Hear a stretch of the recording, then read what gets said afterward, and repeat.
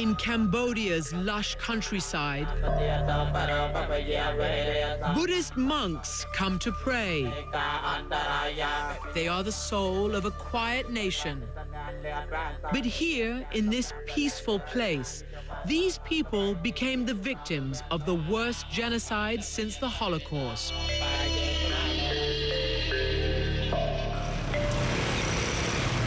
François Ponchot was a newly ordained Catholic priest when he arrived in Cambodia in 1965 from a small village in France. He was sent to do missionary work, but like Raphael Lemkin, Father Ponchot would become a crusader against genocide.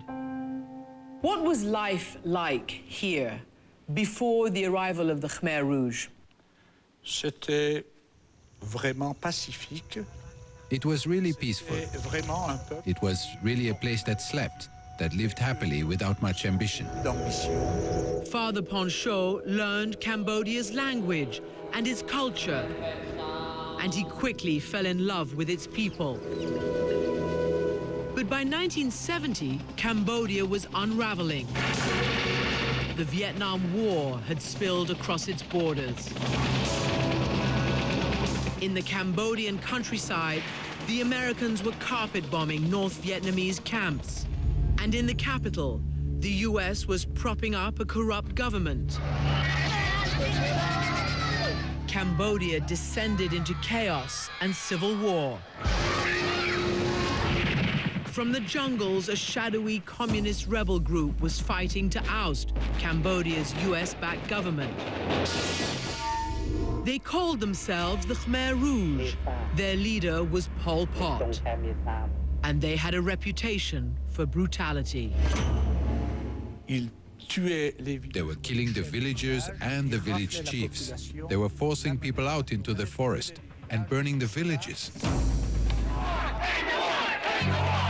But as the chaos reached its height in Cambodia, thousands of Americans were protesting against US involvement in the region.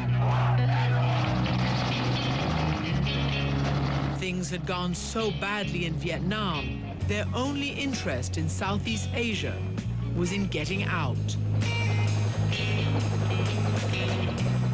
Sidney Schamberg covered Cambodia for the New York Times. I think at this point, what people were doing was running away from Vietnam. Vietnam including Cambodia.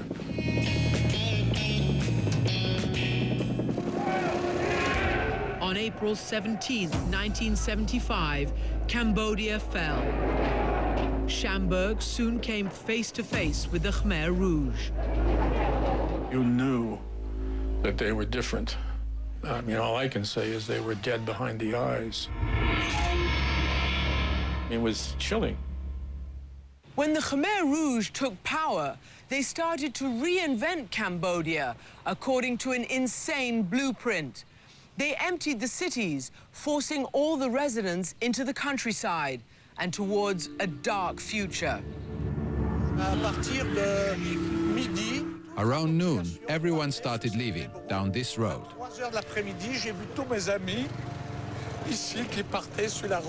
Then I saw all my friends leaving. There were hundreds of thousands of people who were trudging along a few kilometers an hour. It was truly a staggering sight, incredible. Then the Khmer Rouge forced all the foreigners onto trucks and out of the country. At the border, Father Ponchot broke down, weeping. Car nous sortions d'un pays de morts vivants. It was as though we had gone mad. We were getting out of a country of the living dead. With the country now sealed, the Khmer Rouge went about creating their new Cambodia. And the killing began in earnest. The Khmer Rouge envisioned a return to Cambodia's medieval greatness, a pure nation full of noble peasant farmers. For that, they had to purge everyone else, the rich, the religious, the educated, and anyone from a different ethnic group.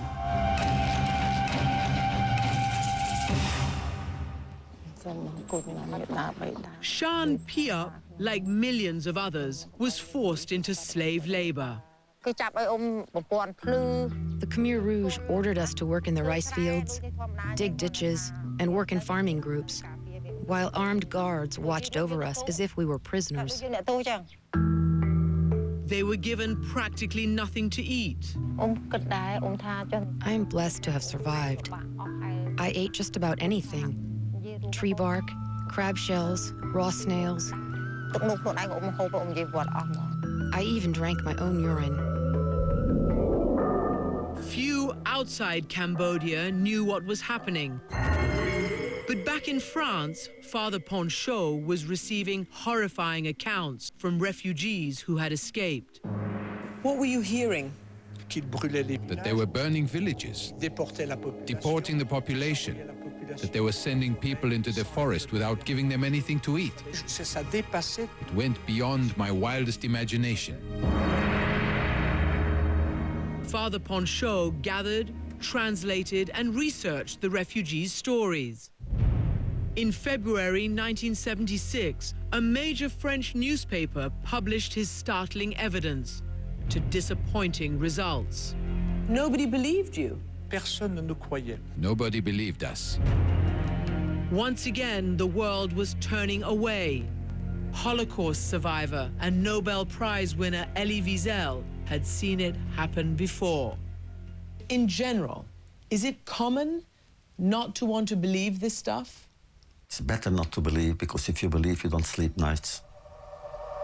And how can you eat? How can you drink a glass of wine when you know? But the US government did know. In a meeting in 1975, Secretary of State Henry Kissinger acknowledged the brutality of the Khmer Rouge. But he also knew that they shared an enemy, Vietnam. Tell the Cambodians that we will be friends with them, Kissinger told an official in the region. The Khmer Rouge are murderous thugs, he said, but we won't let that stand in our way.